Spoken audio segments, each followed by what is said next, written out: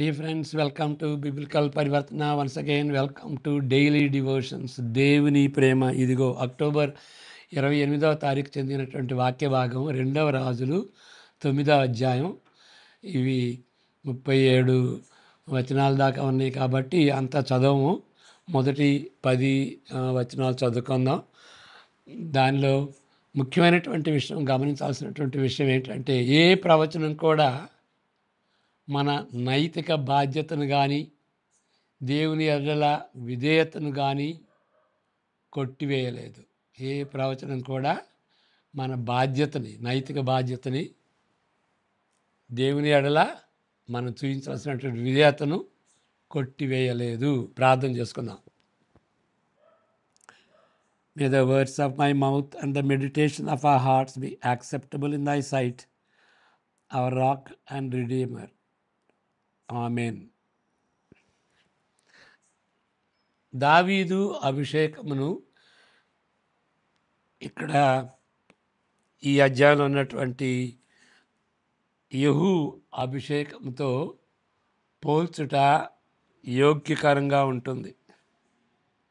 దానికంటే ప్రత్యేకంగా చెప్పాలి అంటే వారిద్దరి అభిషేకములను పోల్చుటయే గాక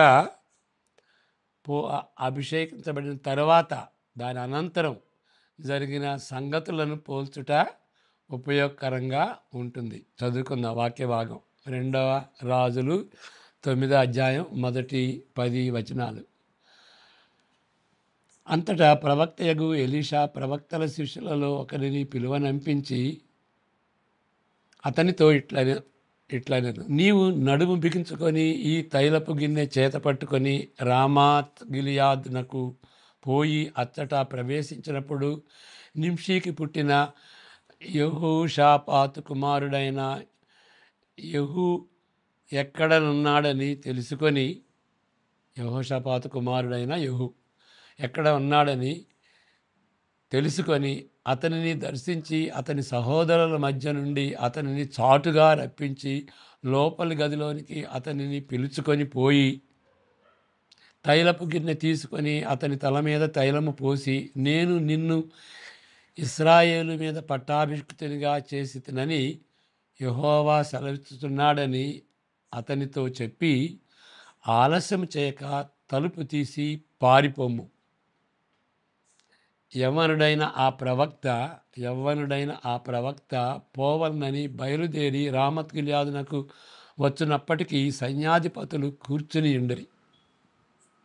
అప్పుడు అతడు, అధిపతి నీకొక సమాచారము తెచ్చినని చెప్పగా, యెహూ ఇందరిలో అది ఎవరిని గూర్చినదని అడుగగా అతడు, అధిపతి నిన్ను గూర్చినదే అనెను. అందుకు యెహూ లేచి ఇంటిలో ప్రవేశించెను. అప్పుడు ఆ యవ్వనుడు అతని తల మీద తైలము పోసి అతనితో ఇట్లనెను, ఇశ్రాయేలు దేవుడైన యెహోవా సెలవిస్తున్నదేమనగా, యెహోవా జనులైన ఇశ్రాయేలు వారి మీద నేను నిన్ను పట్టాభిషిక్తునిగా చేయుచున్నాను. కాబట్టి నా సేవకులైన ప్రవక్తలను హతము చేసిన దానిని బట్టియు, యెహోవా సేవకులందరినీ హతము చేసిన దానిని బట్టియు యెజెబెలునకు ప్రతీకారము చేయునట్లు నీవు నీ యజమానుడైన ఆహాబు సంతతి వారిని హతము చేయుము. ఆహాబు సంతతి వారందరూ నశింతురు. అల్పులతోనేమి గనులలోనేమి ఆహాబు సంతతిలో ఏ పురుషుడును ఉండకుండా అందరినీ నిర్మూలం చేయుము. నేబాతు కుమారుడైన యరొబాము కుటుంబీకులను, అహియా కుమారుడైన బయష కుటుంబీకులను నేను అప్పగించినట్లు ఆహాబు కుటుంబీకులను నేను అప్పగించుదును. యెజెబెలు పాతిపెట్టక యెజ్రెయేలు భూభాగము మందు కుక్కల చేత తినివేయబడును. ఆ యవనుడు ఆ మాటలు చెప్పి తలుపు తీసి పారిపోయెను. ఈ దావీదు చరిత్ర గాథ, ఈ రెండిట్లో ఇప్పుడు దావీదు అభిషేకాన్ని యెహూ అభిషేకంతో పోల్చుతున్నాం. ఇప్పుడు దావీదు అభిషేకం ఎట్లా ఉంటుంది? దావీదు చరిత్ర గాథ ఎక్కువగా అందరికీ తెలిసినటువంటి విషయమే. మొదటి సమూయేలులో ఉంటుంది. సమూయేలు అతనిని అభిషేకించినప్పుడు దావీదు యవ్వనస్తుడు, యవ్వనుడైన కాపరి. ఆయనను అభిషేకించిన వెంటనే ఆయన పరిస్థితుల్లో ఏ మార్పు జరగలేదు. కాలం గడిచే కొలది గొల్యాతును చంపుట ద్వారా పరాక్రమశాలుడిగా దావీదు తయారయ్యను. అటు తరువాత రాజైన సౌలు సంస్థానములో సమర్థవంతమైన వానిగాను, నమ్మకమైన దాసునిగాను, నేర్పరి అయిన వీరునిగాను దావీదు ఎదిగాడు. దావీదును బట్టి సౌలు ఈర్ష్యతో భయపడ్డాడు. ఈర్ష్య భయాన్ని కూడా పుట్టిస్తుంది కదా. ఆ విధంగా సౌలు ఈర్ష్యపడి, దావీదు ఎడల ఈర్ష్యపడి భయపడ్డాడు. ఆ భయాన్ని బట్టి యూదా గ్రామీణ ప్రాంతంలో దాగుకొనవలసిన పరిస్థితి ఏర్పడినది. అంటే ఈ పరిస్థితిని బట్టి దావీదు పారిపోవలసి వచ్చింది. ఇక్కడ గ్రామీణ ప్రాంతాల్లో దాక్కొనవలసినటువంటి పరిస్థితి ఏర్పడింది. సింహాసనము అధిష్ఠించుటకు కనుమేరలో కనిపించుటలేదు, ఎక్కడ కనిపించట్లా. ఆయనైతే అభిషేకించబడ్డాడు సమూయేలు ద్వారా, కానీ ఇక సింహాసనాన్ని ఎప్పుడు అధిష్ఠిస్తాడో ఎక్కడా కనిపించట్లేదు.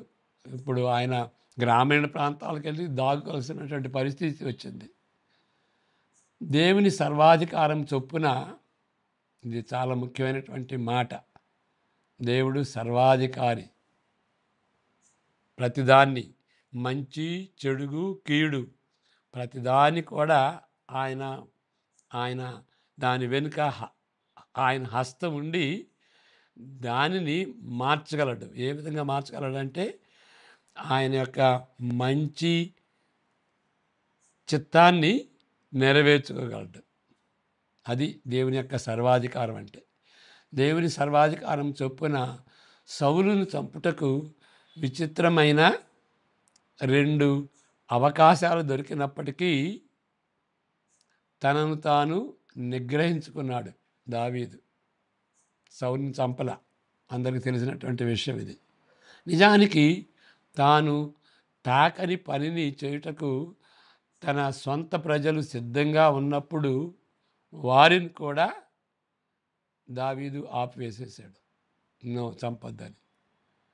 దీని వెనుక తన ఆలోచన సులువైనది. ఆయన రాజవుతాడని తెలిసినప్పటికీ ప్రస్తుతము సౌలు రాజుగా ఉన్నాడని కూడా దావీదుకు తెలుసు. దావీదుని సమూయేలు అభిషేకించాడు కాబట్టి రాజు అవుతాడు, ఆయనకు తెలుసు. కానీ ప్రస్తుతం సౌలు రాజుగా ఉన్నాడు, అది ఆ విషయం కూడా తనకు తెలుసు. తనను అభిషేకించిన దేవుడు సౌలును కూడా అభిషేకించాడు. కాబట్టి సౌలును చంపుట అనగా యెహోవా అభిషిక్తుని చంపుటతో సమానము. అవినీతితో ఈ స్వాస్థ్యమును సంపాదించుకొనవలసినచో దేవుడు తనకు వాగ్దానం చేసిన స్వాస్థ్యము కూడా, నీకు నువ్వు రాజు అవుతావు, నిరంతరం మరి నీ వంశంలో ఉన్నటువంటి వాళ్ళు రాజుగా ఉంటారు, అది గొప్ప స్వాస్థ్యం కదా. అది దాన్ని సంపాదించుకోవటానికి బలవంతంగా వశం చేసుకొనటం ఇష్టపడడు. మళ్ళీ చదువుతాను. అవినీతితో ఈ స్వాస్థ్యమును సంపాదించుకోవలసి వచ్చినచో దేవుడు తనకు వాగ్దానం చేసిన స్వాస్థ్యం కూడా బలవంతముగా వశము చేసుకొనుటకు ఇష్టపడలేదు దావీదు.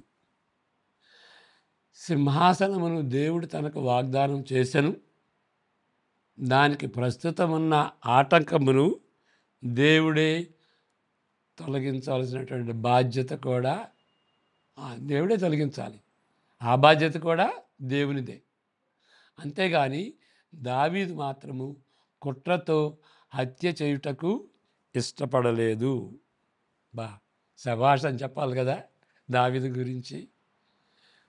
ఈ సమయం దావీదు యొక్క అత్యున్నతమైన గడిలలో ఒకటి. అత్యున్నతమైనటువంటి రీతిగా ఆయన బిహేవ్ చేశాడు కదా. మరి యెహూ సంగతి ఏంటి? ఎంతో తేడా ఉంటుంది కదా ఈయనకి ఆయనతో పోలిస్తే.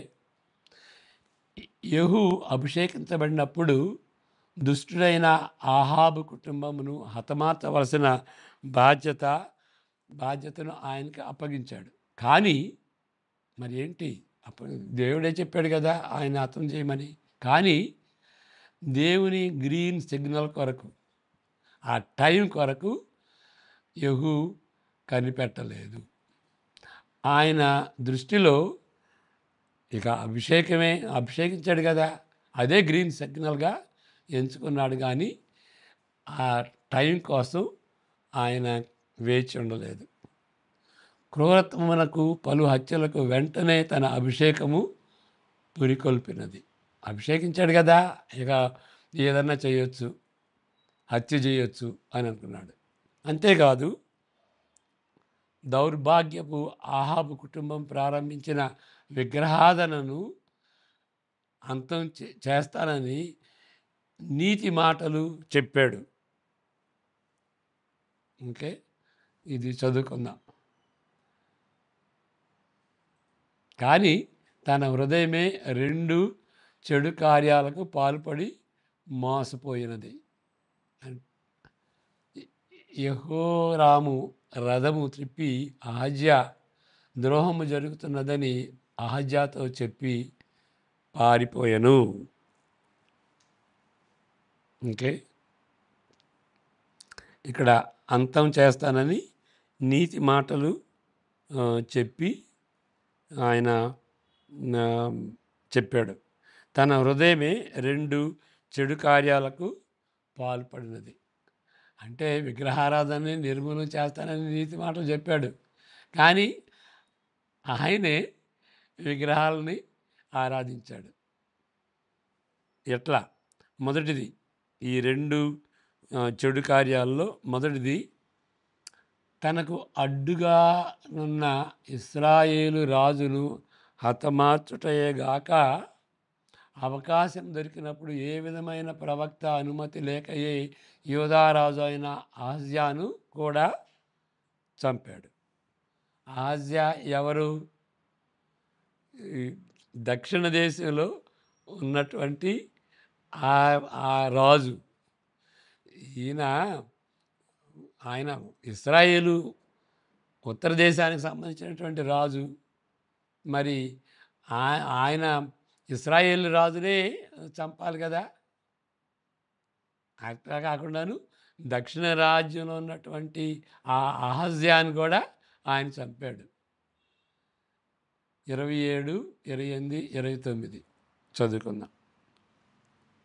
యోధారాజు అయిన అహజ్యా జరిగిన దాన్ని చూచి వనములోని నగరి మార్గముగా పారిపోయాను. అయినను యెహూ అతని తరిమి రథమునందు అతని హతము చేయుడని ఆజ్ఞ ఇచ్చాను. కనుక వారు ఇబ్లయీము దగ్గరనున్న గూరునకు పోవు మార్గమునందు అతని కొట్టగా అతడు మెగిద్దోకు పారిపోయి అచ్చట మరణమాయను. అప్పుడు అతని సేవకులు అతని రథము మీద వేసి యెరూషలేమునకు తీసుకొని పోయి దావీదుపురమందు అతని పితరుల సమాధిలో అతన్ని పాతిపెట్టిరి. అహజ్యా ఆహాబు కుమారుడైన యెహోరాము ఏలుబడిలో 11వ సంవత్సరమందు యోధాను ఏలా ఆరంభించెను. ఆ విధంగా ఆయన జరిగిన తర్వాత చివరికి ఆయన జీవితం గురించినటువంటి ఆ సారాంశం 29వ వచనంలో ఉంటుంది. కాబట్టి ఆయన మరి యోధారాజునే చంపించాలి, ఆయన మరి ఇశ్రాయేల్ రాజునే చంపాలి, మరి యోధారాజుని కూడా చంపాడు. ఎందుకు చంపాడు అనంటే బహుశా ఈ ఈ హత్యలతో పాటు సైనిక శక్తి ద్వారా రెండు రాజ్యాలను కూడా కలిపి ఒకే రాజ్యముగా చేసుకుని దానికి రాజుగా ఉంటాడని తలంచాడా? అది కూడా అయ్యుండొచ్చు. ఇక రెండవ పాపం బయలుదేవత ప్రభావాన్ని అణచివేసినప్పటికీ వేరే తీరులో విగ్రహారాధనను ప్రోత్సహించాడు. దీని ఎడల దేవుని అసహ్యత తక్కువేమీ కాదు. ఓకే. నెక్స్ట్ అధ్యాయం అంటే 10వ అధ్యాయం 28 నుండి చదువుకుందాం. 28 నుండి 31 వరకు. 10వ అధ్యాయం, 9వ అధ్యాయం కాదు, 10వ అధ్యాయంలో మరి ఆయన దేవతని అణచివేసినా కానీ మరి వేరే అక్కడ ఉన్నటువంటి వేరే తీరులో ఆయన విగ్రహారాధనని ప్రోత్సహించాడు. 28, 29, 30, 31. ఈ ప్రకారము యెహూ బయలుదేవతను ఇశ్రాయేలు వారి మధ్య ఉండకుండా నాశనం చేసెను. అయితే ఇశ్రాయేలు వారు పాపము చేయుటకు నెబాతు కుమారుడైన యరొబాము కారకుడైనట్లు, ఇక్కడ యరొబాము 1 అన్నమాట, తర్వాత యరొబాము 2 కూడా ఉంటాడు.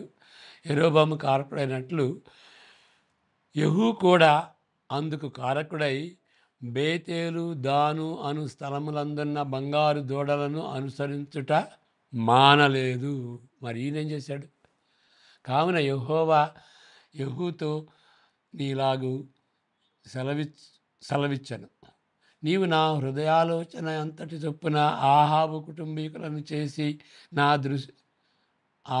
కుటుంబీకులకు చేసి నా దృష్టికి న్యాయమైన దాన్ని జరిగించి బాగుగా నెరవేర్చితివి కనుక నీ కుమారులు 4వ తరం వరకు ఇశ్రాయేలు రాజ్య సింహాసనము మీద ఆసీనులగుదురు. 31. అయితే ఇశ్రాయేలు వారు పాపం చేయుటకు కారకుడైన యరొబాము చేసిన పాపములను యెహూ ఏమాత్రమును విసర్జించని వాడై ఇశ్రాయేలీల దేవుడైన యెహోవా నియమించిన ధర్మశాస్త్రమును పూర్ణ హృదయంతో అనుసరించుటకు శ్రద్ధాభక్తులు లేని వాడాయను. So God hated all that he did. దేవుని మరి హృదయానుసారుడైన దావీదుకు భిన్నంగా ఈయనున్నాడు. 1 సమూయేలు 13, 14లో ఆయన దావీదు గురించి దేవుని హృదయానుసారుడు అనేటువంటి మాట ఇదే అపోస్తుల కార్యాల్లో 7వ అధ్యాయంలో కూడా ఉంటుంది. యెహోవా తన చిత్తానుసారమైన మనసు గల ఒకరిని కనుగొని ఉన్నాడు. యెహోవా తన చిత్తానుసారమైన మనసు గల ఒకరిని కనుగొని ఉన్నాడు. నీకు ఆజ్ఞాపించిన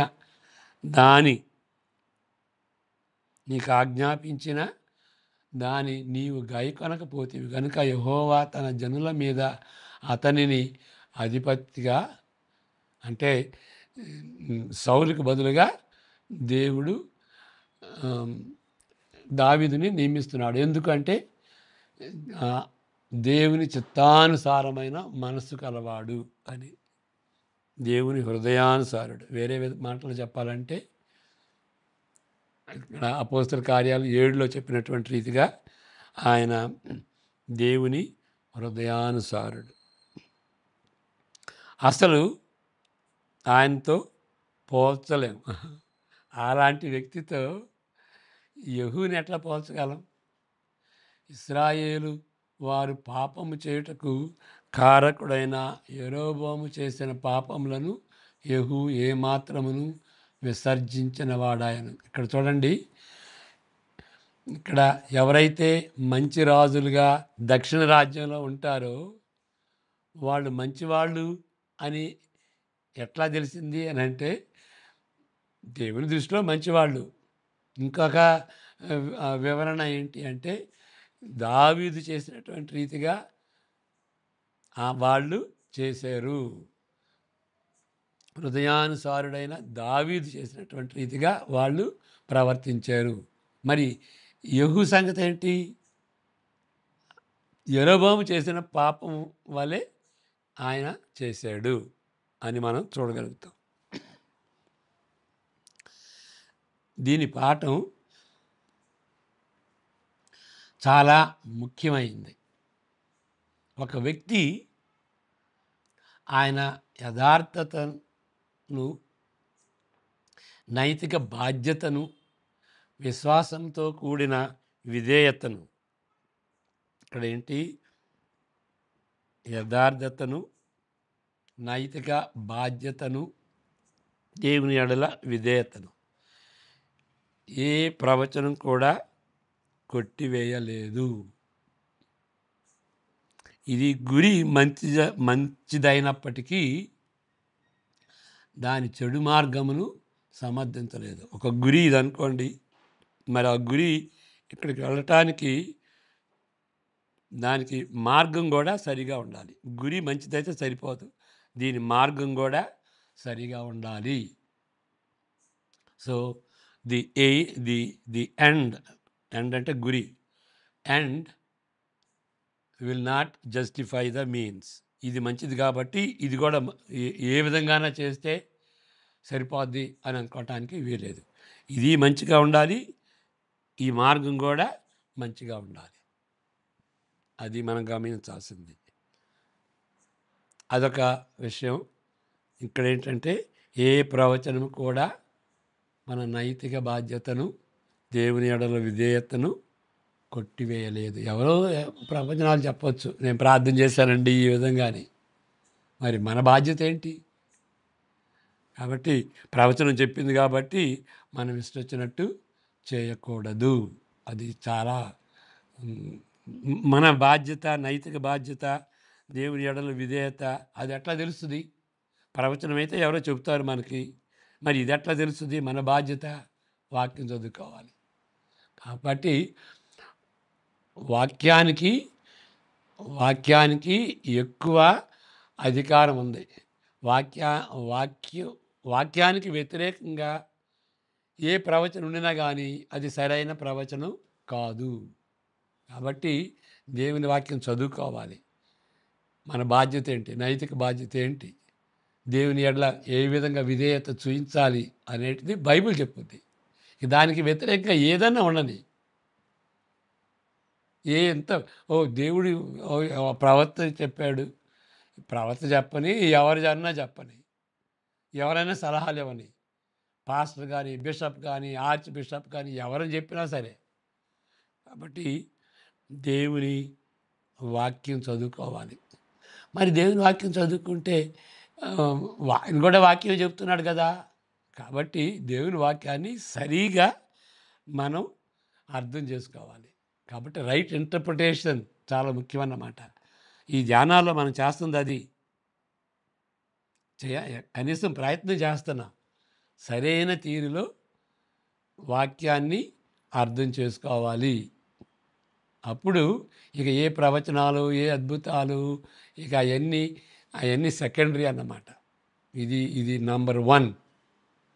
కాబట్టి దాన్ని మనం ఆలోచించుకోవాలి.